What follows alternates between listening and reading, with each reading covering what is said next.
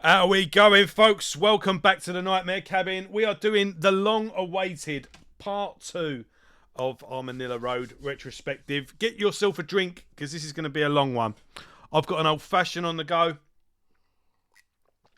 Let's get into it. So, if you've not seen part 1, go back and watch part 1. In part 1, we covered the first initial run of Manilla Road. And that ended with an awkward album where it wasn't really a Manilla Road album, but Mark pressed on the Circus Maximus, and then it was 9 years until we got a new album. And there's a common misconception that the band had split up, which wasn't, it wasn't a, it wasn't too much of a, silly conclusion to come to. But the band were active. They were sporadically touring or short runs of shows, sporadic shows here and there, festivals, so on and so forth. Excuse me. And eventually though, sometimes this happens in bands. Testament had a 9-year gap. Sometimes there are just gaps, and 1 year turns into the next, and things just don't happen. But or you get something like Tool or Guns N' Roses where they're just working on the album forever. But anywho, 2001, we get a new Manilla Road album with a whole new lineup. And we get Atlantis Rising. Now, a little bit like Circus Maximus, apparently this was originally recorded intending to be something else. But Mark was happy, unlike Circus Maximus, he was okay with it being released under the Manilla Road label because it did sound like Manilla Road. But and the themes and everything, it fit, and rightfully so. Somewhat of a concept album. Mind you, I guess they all are to a point. They've all got a common theme. What was it? So, tracks 2... Basically, the songs are divided. So, tracks 2 to 10 are actually divided into 2 chapters. So, 2 and 3 are book 1. 4 to 6 is book 2. The fall of... and it's about... 7 to 8 is book 3, and then 9 to 10 is book 4, and it's basically like an Atlantis Rising story that's Mark wrote himself. I thought it was going to be based on an author's work, but no, I mean, it was obviously inspired by them. But yeah, so we got a whole new lineup. Mark Shelton, obviously, on guitar and vocals, and we get a new singer this time around. Brian Patrick is it's funny because he sounds a lot like Mark, and to be honest, going forward, I can't tell one from the other. Apparently, Mark had damaged his voice, and he needed someone to take on the vocals full time. I think Brian was brought on. I think he was a roadie with the band to begin with. He started out as a backing vocalist, and then bit by bit, one took over, and Mark became the backing vocalist. I think there'll be the odd occasional song here and there where Mark would do vocals. And they pretty much split vocals through the albums quite evenly. A bit like with Jerry Cantrell and Lane Staley and Alice in Chains. They would harmonise together. Certain songs, one would take the lead. And I really struggle to find to spot the difference between the two. Apparently there are albums where Mark actually does more singing than Brian. Again, I can't tell. And there is one album where Brian did temporarily leave the band, and all the vocals were handled by Mark, but we'll cover that when we get to it. So anyway, we've got a new drummer, Scott Peters, and a new bass player, Mark Anderson. And you start off with let's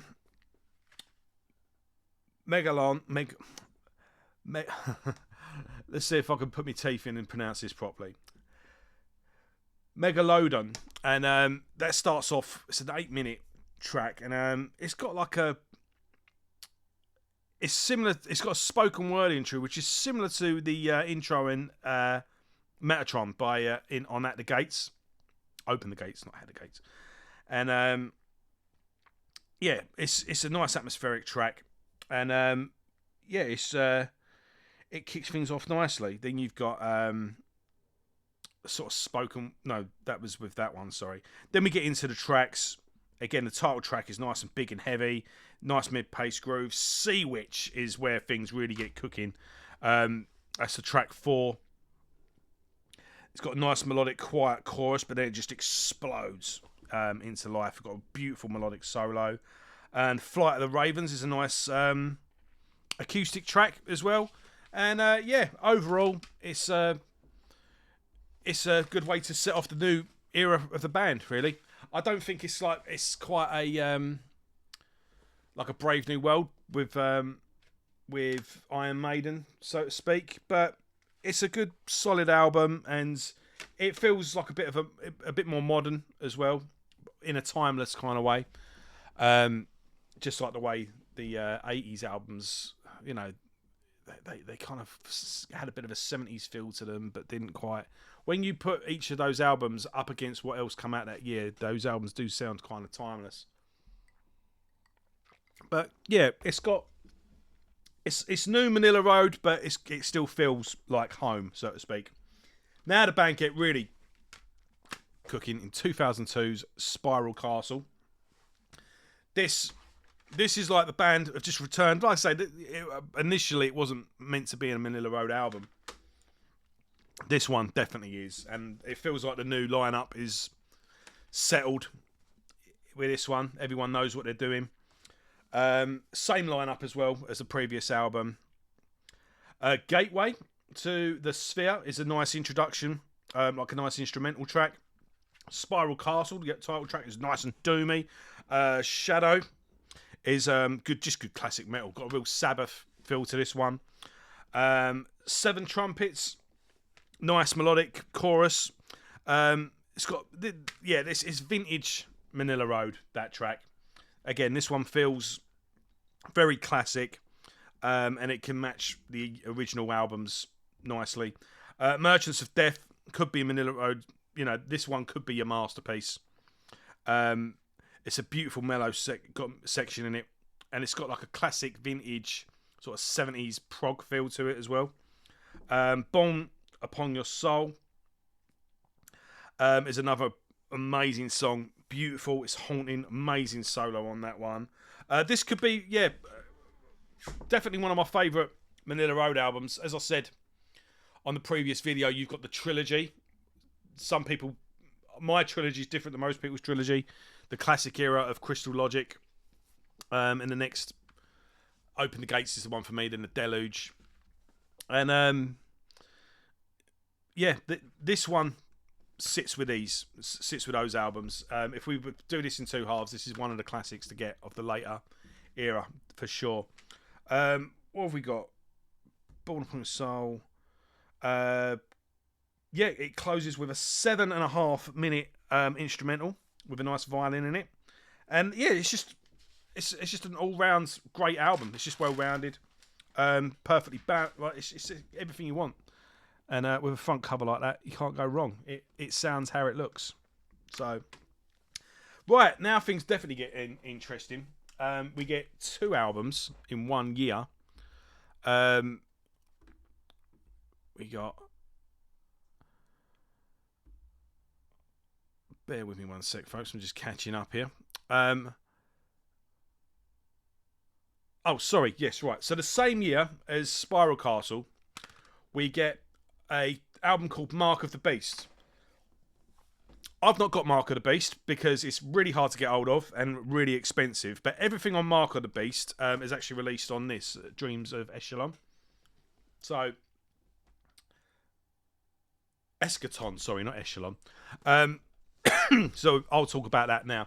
So Mark of the Beast, or this, was an album that was recorded before Metal in 1982, and for some reason the band decided to abandon it and then pressed on and recorded Metal in 1982.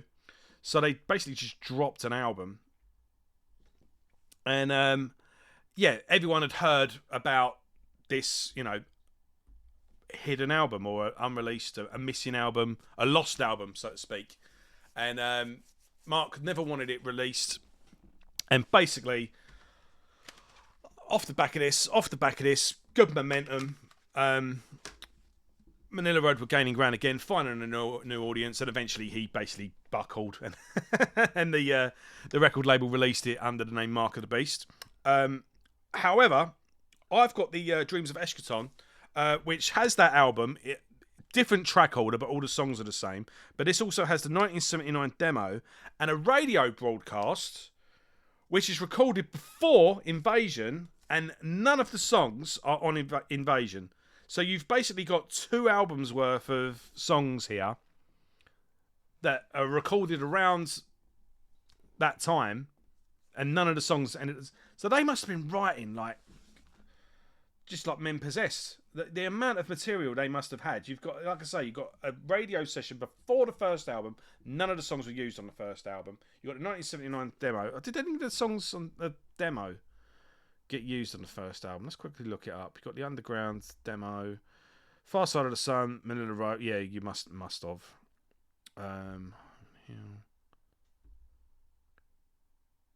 Yeah, Far Side of the Sun obviously got used, and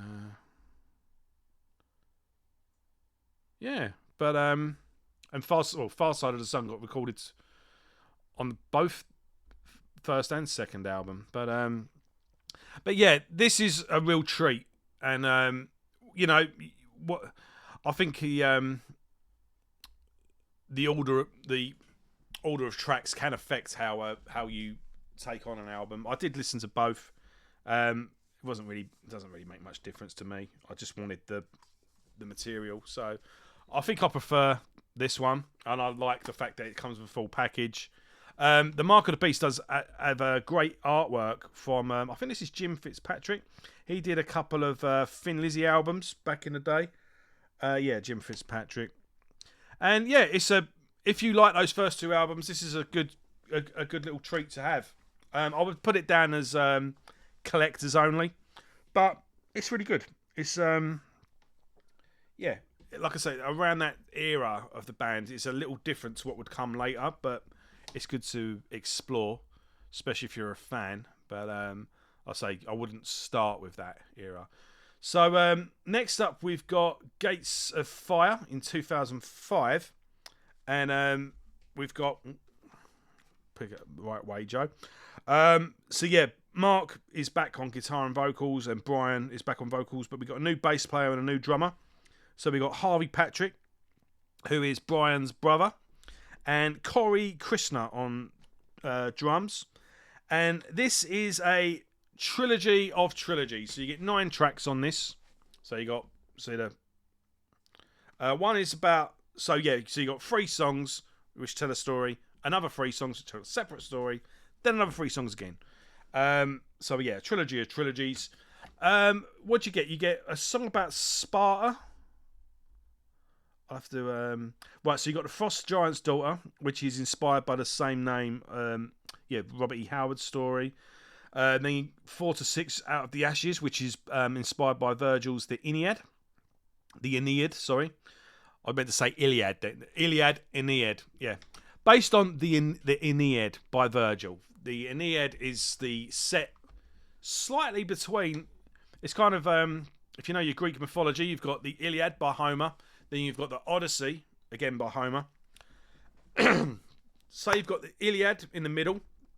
If Odyssey goes left, Aeneid is another sequel to the Iliad by a different author, which goes right.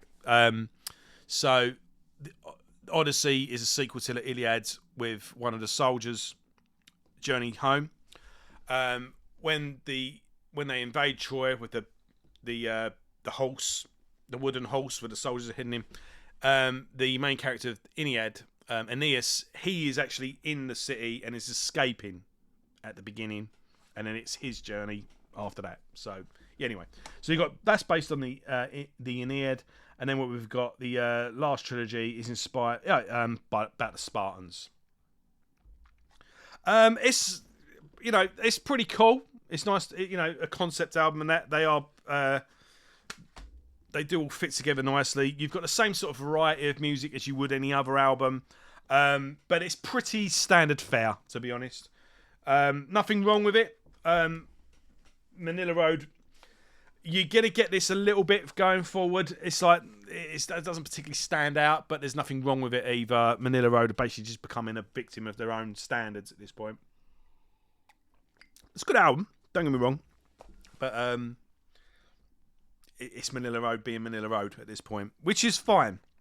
Then in 2008, we have Voyager, same lineup, but this time they're just a three-piece. Brian leaves the band, so Mark is doing all the vocals on this one.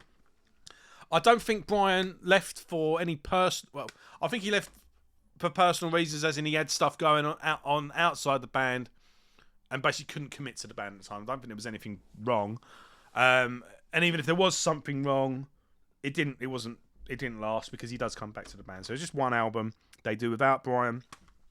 But this one they go pretty heavy. Now a lot of people say that this is a death metal, the death metal album. It's overblown. Mark finds himself back in the seat doing all the vocals again, and there were some heavier tracks, and he thought, let's give it a bash, and just tried some harsher vocals. He does some vocals where he tries roaring, and in all fairness, it does suit the songs.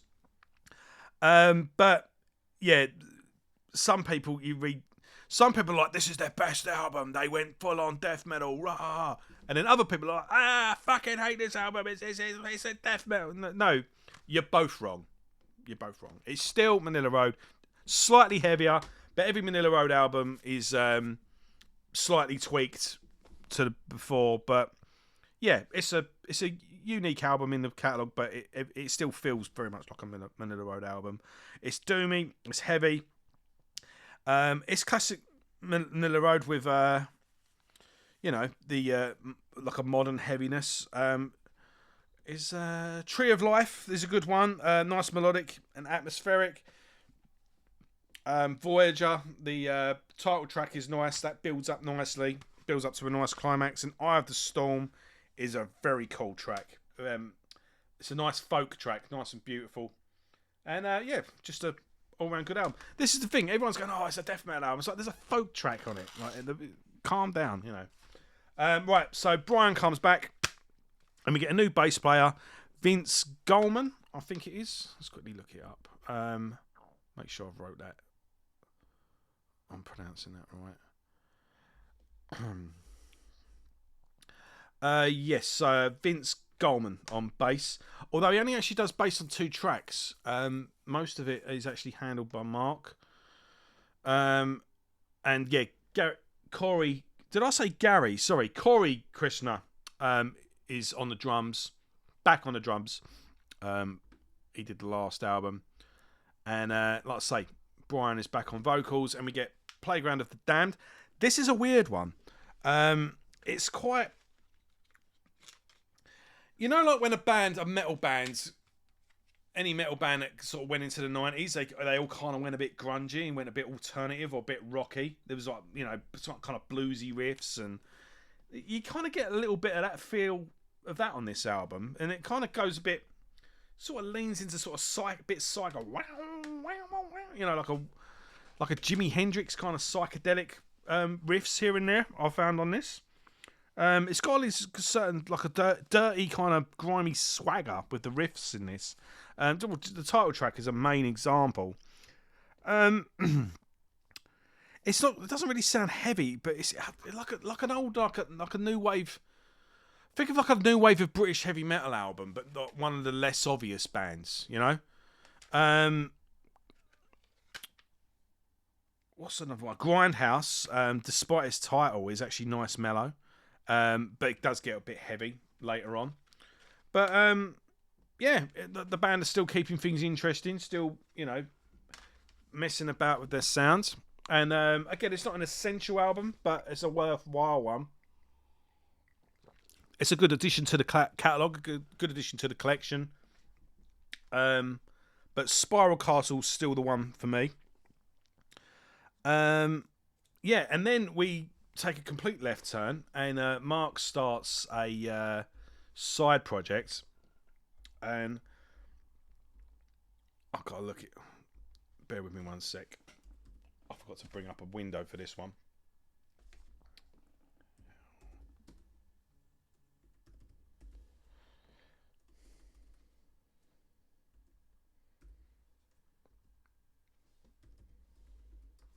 Right, Hellwell. And This is a bit of a weird one because I can't tell if this is right. They say it's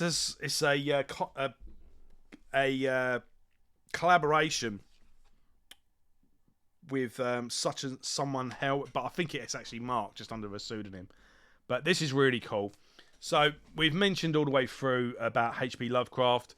Again, Mark loves his classic literature, like most metal bands, to be fair. But he loves his H.P. Lovecraft and his Robert E. Howard, and this is all purely Lovecraft inspired. Although I don't think any of these songs are actually based on actual H.P. Lovecraft stories. They're original stories by Mark in a Lovecraft kind of way, if you know what I mean. Look at that. You know, that's pretty much Dagon, isn't it? And this nice edition comes with a book. So you've got two concepts, I believe. And, yeah, so you get the, obviously the lyrics. But you also get a book telling you of the whole story. And it's literally just writing in this. And what's really cool about this is that it's keyboard led, like organ led.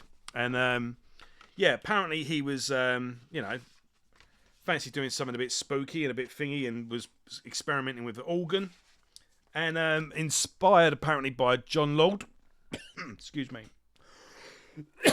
And yeah, hold on. Side project of Mark Shelton. Hellwell was initially billed as a joint venture between Shelton and an old associate called Ernie C. Hellwell, credited as the lyricist, bassist, and keyboard player. In reality, the project was entirely the creation of Mark Shelton, whom E.C. Hellwell was merely just I can't pronounce that, but a pseudonym, basically.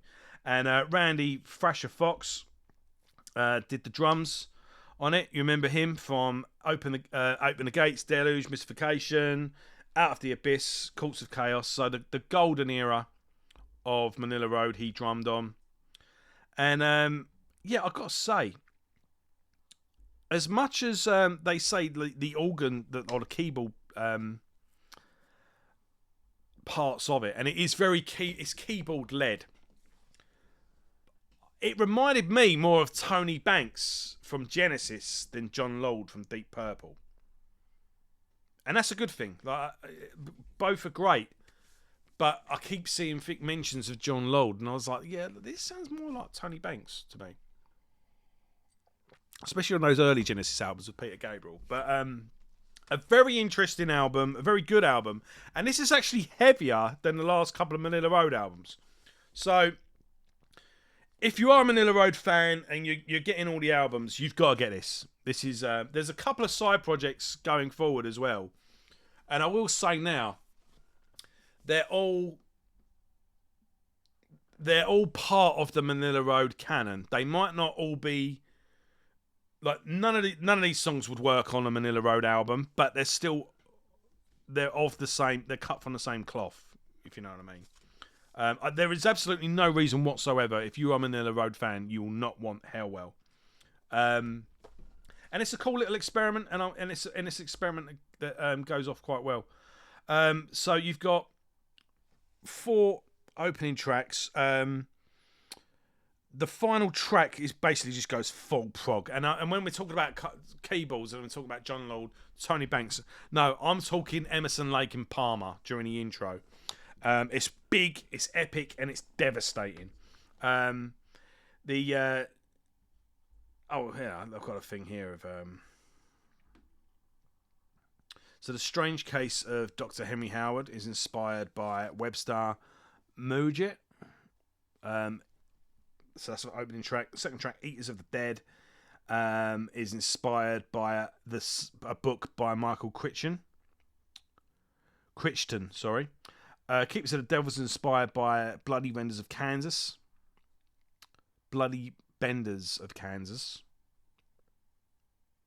And Asheronomicon, I can't believe I got that first time, based on a short story of the same name by Mark Shelton, published under the pseudonym Ernest Cunningham Hellwell, which is the name of the project.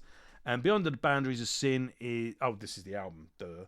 So the album is dedicated to H.P. Lovecraft, Robert E. Howard, and all who have continued to contribute to the Cthulhu mythology. And the song Deadly Nightshade was originally set on the Manilla Road album Playground. Oh, there you go. So Playground of the Damned, Deadly Nightshade was originally meant to be on this. So there you go. And yeah, a cool little side project that definitely fits in with the Manilla Road canon. And yeah, well worth getting if you're a Manilla Road fan and you haven't heard of it. I did listen to a podcast where they discussed the album and they were sort of saying why didn't this get as big as Manilla Road? Because I think for the simple reason they didn't tour. Or if they did, they didn't tour extensively. Anyway, it's really good. It's definitely a highlight. And we're going to go back to Manilla Road now with Mysterium 2013. This was released. Great album cover. And we get a new bass player and a new drummer. So we have got Josh Castillo. And bear with me one sec, folks. It's just easier if I bring this back. And I can't pronounce this guy's name. He's hold on. Here we go. Right. So yeah, we got Josh Costello on bass and Nudi on drums. Now Nudi is I hope I'm pronouncing this right. He started out. He's a journalist. He runs a record label.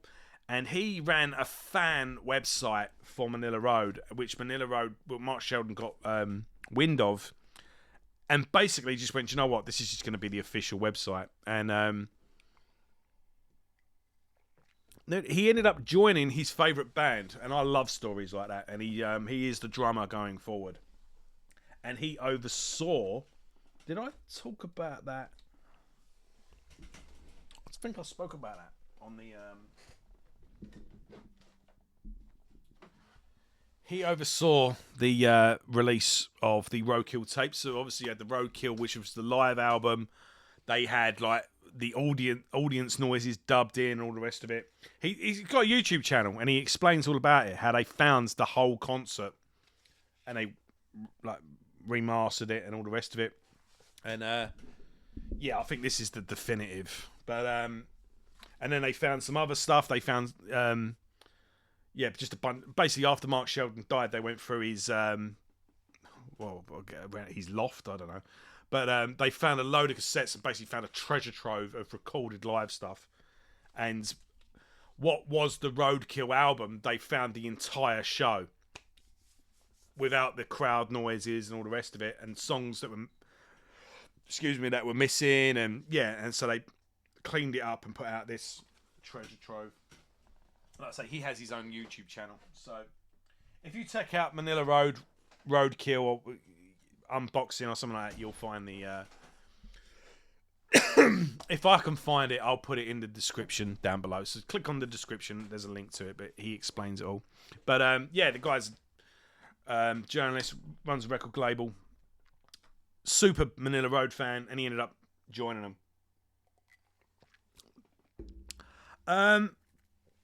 Mysterium, this nice edition as well, comes with a DVD live at the Hammer of Doom Festival 2011. So check out this edition if you can find it. It's pretty much standard fare, again, in a good way, but nothing particularly stood out for me, but nothing stood out in a bad way either. It just chugs along. It's Manilla Road being Manilla Road, and that's a good thing. So yeah, business as usual. Next up though, this one is a little different. We have the Blessed Curse, which came out. Excuse me, let's bring everything back up.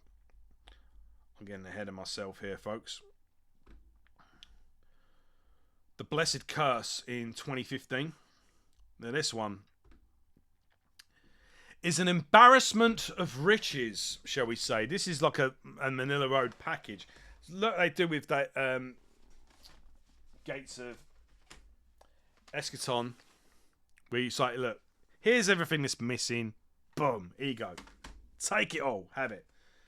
Then later on, you would get Roadkill, which was just shut off. Here you go, here's everything we found, take it.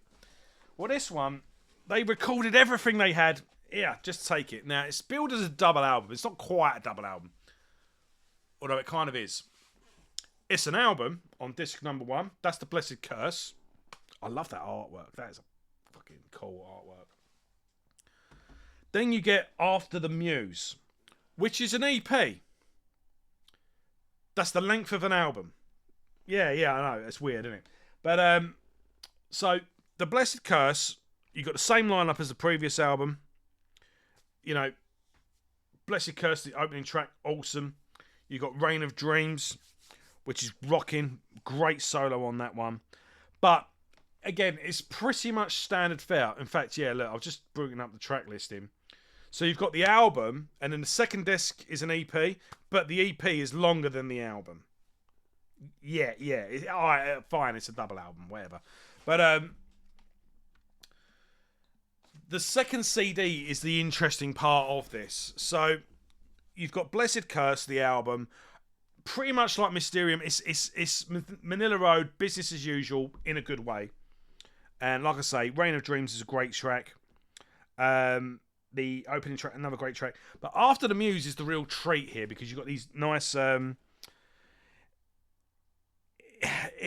know, you've got a song like Life Goes On, which is just beautiful. I was contemplating writing down somewhere that I want it played at my funeral. And then I read the lyrics and I was like, yeah, don't really suit. But it was that beautiful. You know when you listen to a good song and you contemplate having something that you know, oh, I think I might have this played at my funeral. This is how good this is. But yeah, it's mainly acoustic. But then here's the best bit: they found the original lineup doing All Hallows Eve, which is a track 10 minutes long, and they went, do you know what? It's a track that was lost, and they went, yeah, let's have it. Boom, you can have that. Here's a treat from back in the day. Then they decide to re-record the song with the new lineup, with today's technology, because this original recording was literally just a rehearsal tape where they just bang the song out in. Don't forget, you've already had this Mark of the Beast, you know, in the radio sessions. You've had all that, and then out of nowhere they find this 10-minute epic, which is recorded in one take as a rehearsal tape. So you get that. Then you get Reach, All Hallow. Oh yeah, sorry. And then you get so you get 2 songs. Then All Hallows Eve, re-recorded by the current lineup with today's technology and all that good stuff. But they get the original drummer. This is how great Nerdy is. Like he's such a big fan that he right. Nerdy, his real name is Andreas Newdurf. I'm ballsing this guy's name up, and I do apologise. But you know, I'm an uneducated Englishman. What can I say?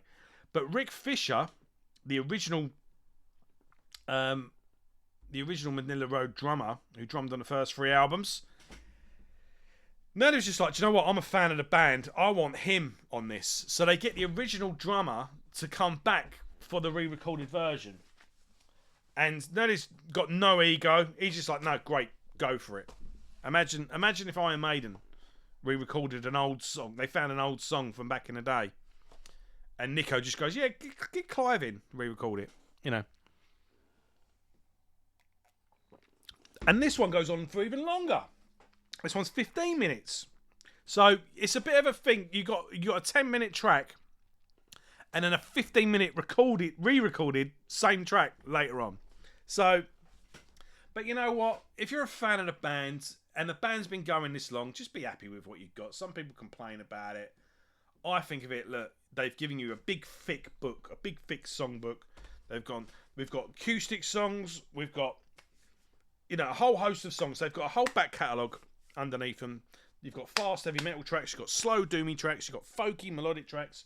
Here's a folk EP thrown in as well. Here's an ultra rare old track that we thought we'd lost, and here's the same thing again re-recorded. You got it's a big thick book. Just have the lot. And everyone's like, you see some people complaining, going, oh, it's too long. Really? Why do we keep complaining when we get value for money? Just accept you had value for money, folks. You don't get it often. Anyway, rant over.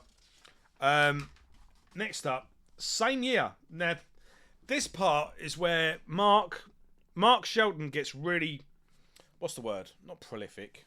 Is prolific the word? Prolific, yeah. So he's doing Manilla Road albums. He's doing Hellwell.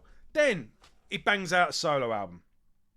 This is all acoustic. Let me make sure I've got this all in the right order, actually. So The Blessed Curse was 2015.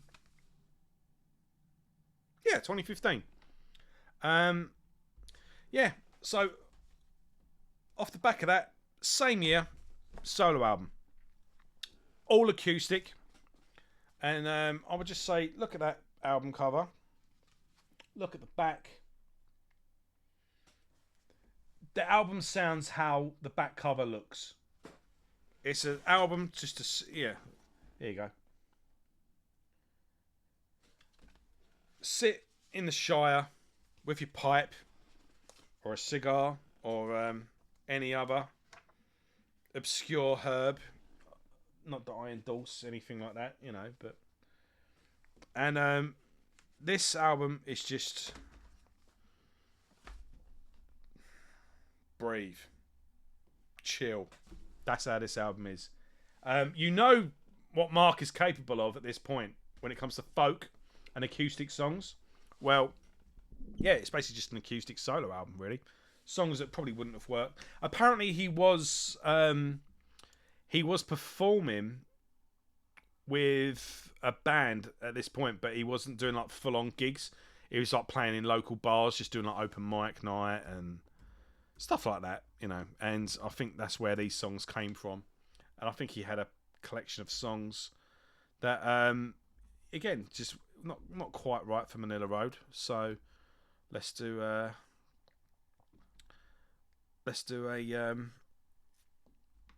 different record, basically. I'm just getting my dates lined up right because it's 2017. When was this? 2015. So yeah, 2017. You get a double whammy again. I'm not quite sure which one comes first, but they are the same year, so I'll do this one first. So you get a second Hellwell album. Pretty much the same. I don't quite like this quite as much as the first album, but again, there's nothing really wrong with it. It's just more of the same in a good way. More keyboard led, more horror based. Again, slightly heavier than what Manilla Road's doing at the moment. And who drums on this one? Yes, Randy Fox again. And okay, so you get two albums here. You wouldn't. Why wouldn't you want them? It's Mark Shelton doing what Mark Shelton does, just slightly different, leaning in different ways. But I see it all as one body of work. I find Manilla Road, Hellwell, Mark Shelton solo, and we've still got another project to come. I see it all as one body of work as Mark Shelton. And then the same year, we have, which is unfortunately to be the last Manilla Road album, To Kill a King. And again, it is business as usual on this one. But, we've got a new bass player, Phil Ross, this time round. The opening title track is slow. So that's kind of funny as well, because most of the time they open kind of hitting the ground, coming out of the gates, so to speak. But this track is really, it's kind of slow and melodic to begin with. Builds up, so it's like a mid-paced groove. It's like a 10-minute opener, the title track. But it's got a really cool melody that will stick in your head. Then you got Conqueror, the second track, kind of like a palate cleanser. That's like, yeah, bang. This is classic Manilla Road. You got a beautiful haunting song, Never Again. That track is it's haunting, brooding, it's mellow. They say never again. It's great. That's worth the admission price alone. That track. Just all around, really. It's an hour-long album, and it's an effortless listen. All of these albums are effortless listens, but it's funny because it's hard not to listen to this album with this sort of shadow over it, as in like it's the final album. It wasn't it wasn't intended to be the final album, and it's hard to listen to it without that hovering over it. But I'll just say, if this is the final Manilla Road album, it's a great way to close. Some of us don't get to choose our goodbyes, and it's a good way to close the catalogue, really. What have we got? Bloody like 7. Let's do a quick roundup. Not counting live albums, but just Manilla Road. What have we got? 1, 2, 3, 4, 5, 6, 7, 8, 9, 10, 11, 12, 13, 14, 15. Yeah, 18 albums. 18 albums with Manilla Road, and you've got 2 Hellwell albums on the way, and a solo album. Yeah, there's worse ways to close a catalogue down. Again, it's an hour of great music. The band, it's Manilla Road doing Manilla Road in a way that only a band that have done 18 albums can do. This is a band that just feels comfortable in their skin. They're doing what they're good at. They're doing what they know what works, and all of the songs are great. There's amazing solos as always, great riffs as always. Yeah, it's just a good, solid Manilla Road album. You couldn't ask for a better ending, really. But there's more. We have Riddlemaster, which, as far as I'm aware, this is actually the last thing Mark Shelton recorded. So Riddlemaster is this came out in 2017 as well. Oh right, so hold on a minute. Let me get this right. Yeah, this is how prolific Mark Shelton was at the end. In 2017, wrong one. Hold on. In 2017, you get 3 albums. How cool is that? At his age, he wasn't a spring chicken when he died, but yeah. So Riddlemaster is Mark teaming up with the original Rick Fisher, who did the Hellwell albums. No, he didn't. That was That was. Hold on. I'm getting my. Randy Fox did the Hellwell albums. I apologise. Riddlemaster is Rick Fisher, who did the first 3 Manilla Road albums. So he did Invasion, he did Metal. Oh, he did Mark of the Beast, or Dreams of Escalon, whatever it's called. Escalon. Say Mark of the Beast. So he did the first. And Crystal Logic. Yeah. So the first 3 stroke 4 albums. The original Manilla Road drummer, and he basically hooked up with Mark again, and I'll read it here. This is a thing that's on Riddlemaster is the brainchild of Mark the Shark Shelton and Rick Fisher. Rick Fisher was the drummer on the first Manilla Road records from 1979 to 1984, and Mark Shelton is the founder, guitarist, vocalist and primary composer of Manilla Road since the beginning, and still going strong with the band. The Rhythm Master project came up when Rick and Shark were discussing what Manilla Road might sound like if Rick had never stopped performing with the band. The result is Bring the Magic Down, accompanied by E.C. Hellwell on bass guitar. You know who that is. And this is an experiment in what might have been. The music within this album is full classic rock, melodic styles, yada, yada, yada. And I will say this. It does sound like Manilla Road in some ways. Later on, well, if you've got Mark Shelton playing guitar and singing, it sounds like Manilla Road. But the opening track, Bring the Magic Down, the opening track is nearly 14 minutes. A second short of 14 minutes. And it starts off all familiar enough. And then it goes into this nice ambient keyboardy bit, which goes on for ages at the end. It's really cool. You've got a lot of mellow stuff on here, actually. Like, this isn't like alternative reality, alternative timeline Manilla Road. No, far from it. Go for the Throat and Be the Wolf. It's like 2 tracks together. It's 8 minutes, but it's literally 2 songs joined together. I thought Go for the Throat was an old Manilla Road song, but when I started looking up, I couldn't find it. But yeah, there's some folky tracks on here, some nice melodic stuff. Again, we've only got, only 6 songs. But one of them's 14 minutes, one of them's 9 minutes, one of them's 7 minutes. 8 minutes is the last track. It's 6 songs, but it's really 7. But again, why wouldn't you want it? Why wouldn't you get it? And yeah, as far as I'm aware, this is the last Mark Shelton album. Yeah. How did Mark Shelton die? Well, it looks like it was a heart attack.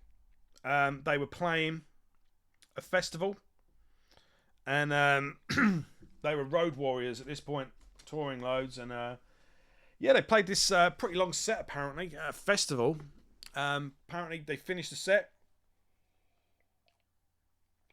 Mark was really happy backstage, said, I think that's one of the best gigs I played, and apparently got onto the bus or got onto the hotel, wherever it was, went to sleep that night, went to wake him up the next morning and he was gone. God bless him. It's sad. But the guy died doing what he loved. I think that's the dream of any musician, is it not? Where the day you die, you did a gig and you stepped off stage saying, that was one of the best gigs I've done. Can't ask for more than that, can you? Like I say, 22 albums the guy recorded.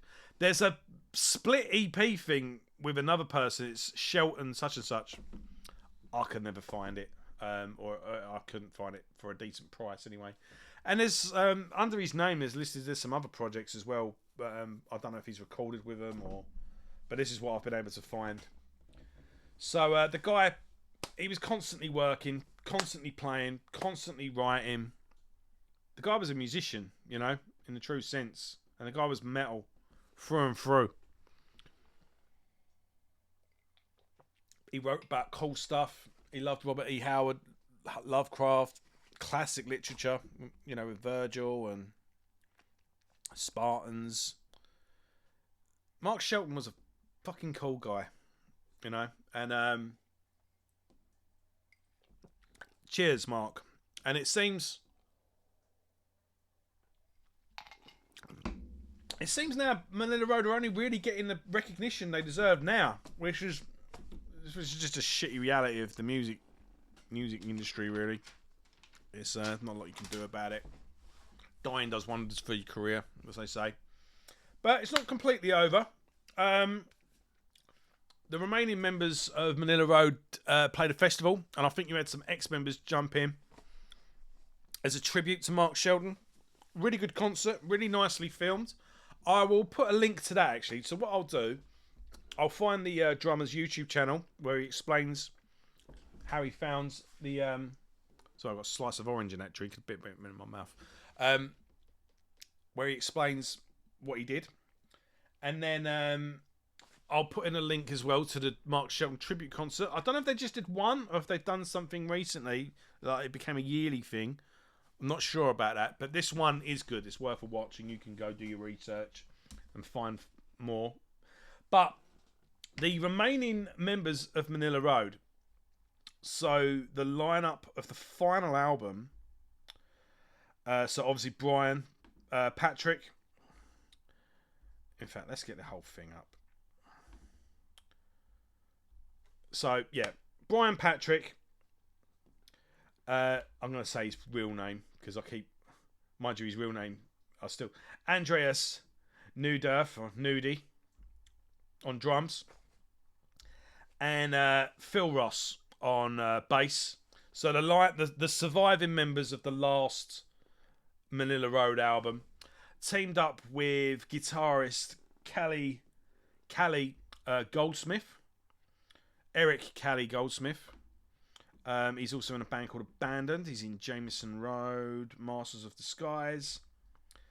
Anyway, and they got together and did a band called Century, and they released so far one self-titled album. Now, I did review this when it came out, and they've played festivals since, and they made a point they didn't do any Manilla Road covers. They did this album in full, and this particular edition of the album comes with a Candlemass cover, and they played that cover. They didn't play any Manilla Road. I don't think anyone would begrudge them playing any Manilla Road. I don't think there's anyone would have anything to say if they come out and just did a Manilla Road set or a particular anniversary of a Manilla Road album and played it in full. Who would? I can't see it harming anyone. But they've made a point. I mean, from a record deal point of view, a record label would have put this out under the Manilla Road album in a heartbeat. Don't kid yourself. But probably did the right thing by not doing that. Making it separate. But with that being said, this is a great album. And I don't see, as a Manilla Road fan and the members carrying on, similar artwork actually to the Blessed Curse. I wonder if it's the same artist. Let's quickly look that up while I'm talking. But I listened to the album again. I ain't heard it in a while. But it's a really good album. And yeah, it's, the guitarist, comparing him to Mark Shelton. I mean, if they released it under the name Manilla Road, he would have been forever compared to Mark Shelton, and that wouldn't have been fair on him. H-I-J-K. Yes, he did the artwork to The Blessed Curse and to Killer King. So, yeah, it makes sense. But again, I don't... What am I saying here? It's in the vein of Manilla Road. It's not a million miles from it. It's got the Manilla Road spirit. You're never going to get another Manilla Road album, but this does scratch the itch. Now, maybe they want to separate themselves from Manilla Road. That's not going to happen, is it? You're 3/4 of the last lineup. But I get it. It would. It's not fair to put unnecessary pressure on the guitarist, and it's better off just separating it. But we all know what's going on. But yeah, it's a fitting epilogue, a fitting tribute, a fitting rebirth, shall we say. Very good stuff indeed. And like I say, Riddlemaster, the 2 Hellwell albums and a solo album. Fuck it, I'm going to include this. That's the second part of a very strong body of work.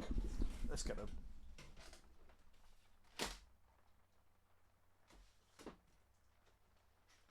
I mean, there we go. And that's what we covered in part 1. So,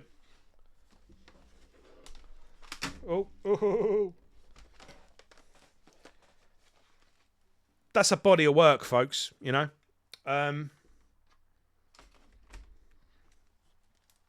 Yeah, like I say, Mark Shelton was a cool guy. My recommendations from the original run of albums. I would say for the second part, you definitely need Spiral Castle. Definitely get that one.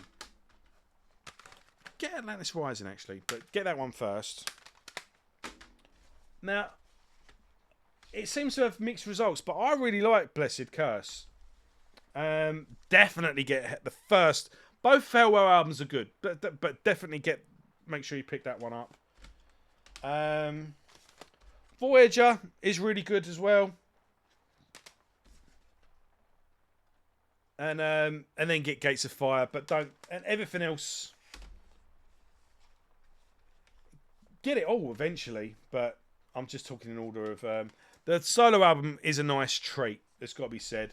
And yeah, Kill King's a good album as well. That's but yeah, this is a body of work that Mark Sheldon, he's left behind a legacy, and I think it's a shame that this back catalogue goes, you know, look at Death to All, you know, look at Nevermore about to reboot. You know, I know we all talk about, I said it before, I'll say it again. If Queen can sell out Wembley Stadium without Freddie Mercury, all bets are off. I can't see why this guy's legacy can't be played live with the current lineup of Century. I can't see who's going to complain. Go out as a Century, play a Manilla Road set. Either that or do a second album, whatever. But because it is a very good album. But either way, Century, Riddlemaster, Mark Shelton solo, and Hellwell. I consider it all as one big collection, one big body of work, and I see those side projects as part of the main, still canon. They're in the Manilla Road universe. It's like Star Trek Voyager or whatever, you know. It's all, it all fits together. Yes, it's a little detour. Yes, it's a little side project. Maybe it's not essential. Maybe it's distinction level Manilla Road, but are all worthwhile checking out and getting as one big collection. This takes up a mighty section on my shelf here. In fact, look, as I've taken them out, can you see that big empty bit? But what a great catalogue, what a legacy, what a band. And yeah, it seems like the Manilla Road's legacy is going to go on into the future of metal. And I think as history goes on, we're going to look back very fondly on this back catalogue, on this body of work, on this great musician. And I think history is going to be very kind to Manilla Road. And I think when people look back at the venues that Manilla Road played, people are going to be kicking themselves, going, why the fuck weren't this band huge at the time? But unfortunately, sometimes that's just how things go. Anyway, I hope you enjoyed that, folks. I hope I did the band justice. And yeah, definitely check out. You've got some fantastic music here. I probably didn't go into as much detail as I should have or could have. But hey, there was a lot to cover. It would have gone on forever. So this is like a intro piece, I guess. Again, this is your show. Join the conversation in the comments.